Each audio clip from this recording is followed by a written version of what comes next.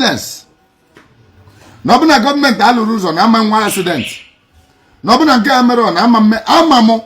Most of them contributed bụ na maka government alụrụ ụzọ ka eji wee na accident ya. Thank you so much. Mana ka ngwa gị nne kulu nwa nna kulu nwa ga-abụ nwa ga-anwụ anwụ na ọsọ gọọmenti bụ alụọ ụzọ onye ga-anwụ na accident ga-anwụle na accident. O nwere ife nchọrọ ịkọwalụ gị nye m ntị ka nkọwalụ gị ife. Nye m ntị ka nkọwalụ gị ife. O nwere ife bụ spirituality. Spirituality a bụ ife ndị nna nna anyị ba mebele mbọsị bulu gboo. Ọ bụ na spirituality ka eji wee gbaba afa. Ọ bụ na spirituality ka eji wee wee ndị Ishi. Ndị nna nna anyị ba believe na spirituality eji achụ aja ụmụada. Ndị nna nna anyị ba believe na spirituality eji achụ aja mmiri.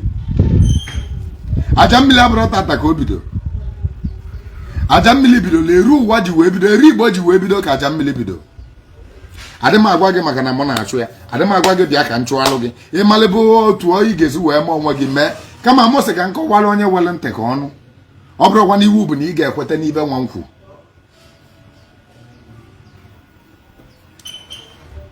Mana gị mala amalụ na spirit na-eme exist. Ma gị mala amalụ Igbos live by nature. Anyị na-live according to nature. And the nature is a spirit. There's no how you can say you believe in nature and you don't believe in spirit. Some people can say na be kwetara na Chukwu na-eme exist. Na be kwetara na Chukwu. Even na nna anyị ba kuzili anyị bụ na awelu Chukwu okike abịa mma. Ana amara ebe ọ nọ, ana amara otu o si wee dị, ana amara ma ọ bụ nwoke ma ọ bụ nwaanyị. Onye mere ibe nna ya ba mere amara alụ. Isize na sayensị gị believe na nwere ebe Chukwu nọ. Ndị sayensị ji wee jee n'elu ka ba jee fụ Chukwu, felu ebe afafere Chukwu. Nke bụ slave mentality ndị ụka ji wee gwa anyị abatụ Chukwu kunu ji wee jebe n'elu. Na Chukwu anọrọ n'elu igwe. Omenala Igbo mere ka anyị mata na Chukwu bụ ikuku.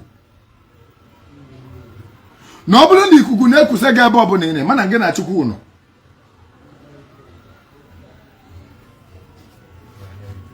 Omenala Igbo mere ka anyị mata na ewele ibe bụ chi okike. Omenala Igbo mere ka anyị mata na Chukwu kere ụwa mana anyị amara otu o si wee kie. Ndị nna nna anyị ba na abụba weta nzuba si Chukwu kere elu kere ana. O kelie eke.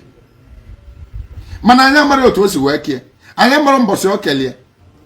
O nwere ya ga-akọwa nwunye maka na otu ọkpa na-eturu ọkpa nne ya na ajeleja.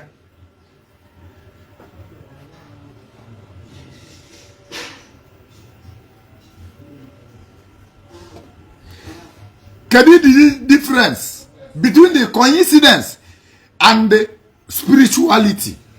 Can you remember this coincidence? Let me just clear it. Again about coincidence. What will happen in your life and you say it's coincidence? There is nothing called coincidence in Igbo spiritual tradition, in Igbo spiritual belief. There's nothing called coincidence. In nature, nothing is coincidence. There is nothing called coincidence in our belief, in Igbo's belief. Can you reason? Magana ega asemo no magana government alụrụ ụzọ ka mmadụ ji wee accident, of which in a no coincidence. Is nothing like that. Ọ bụrụ na government alụrụ ụzọ ka iji wee accident, na ede gị ede, onye ga-anwụ na accident ga-anwụ na accident. Obulupoto ụwa dị eficha.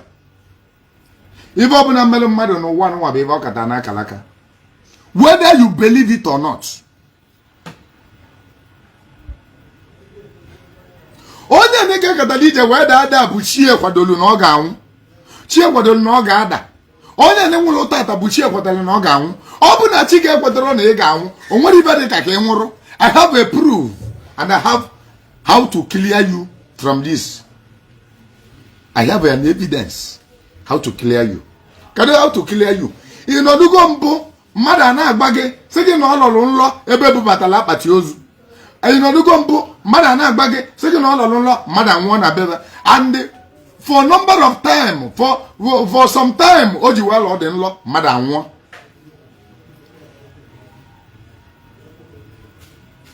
Ifugi ya na ọnwa bụrụ coincidence.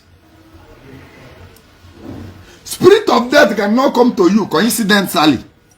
Na ọkụ ụgbọrọ mmadụ gbagbuo onye ọ bụrụ coincidence. Ism na ụlọ nwụrụ ọkụ. Unfortunately the person anwụọ.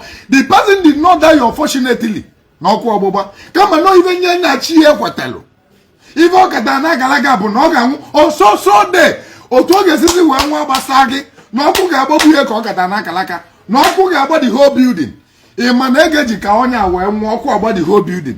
Ndị niile agalagaba kakọtali na ba niile ga-anwụ the same day na the same ọkụ ọgbụgba bụ ife fa niile ga-afụkọlịta na that place. Ọ bụ na ofe akwulu na mbọsị dị otu anụnwa na ọkụ ya agbagbu ha ncha in so day, in so date, in so year, in so month. Ifefa ga na-eche bụ ka month afọ lue. Ifefa ga na-eche bụ ka day afọ lue. Ifefa ga na-eche bụ ka that hour lue. Anything can cause the fire outbreak. Obele nwa nwere ike ịmụnye ọkụ na kọtịn ọkụ agba the whole house.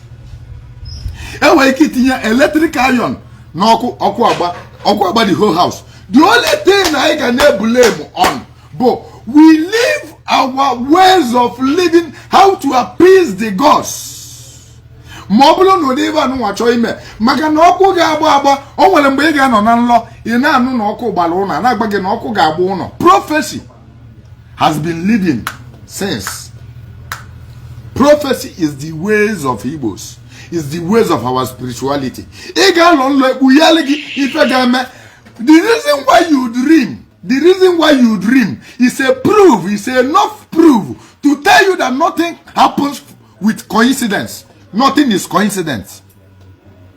Your dreams is a proof of something that will happen years to come, months to come, or in hour to come. What is coincident about it? Your dream is a proof. Your dream is a proof that there's nothing that will happen in your life that is coincidence. No about the whole family is not a coincidence. Na mmadụ na accident na port road dị n'ụzọ. Anyị ma gọọmenti emechiri port road dị n'ụzọ.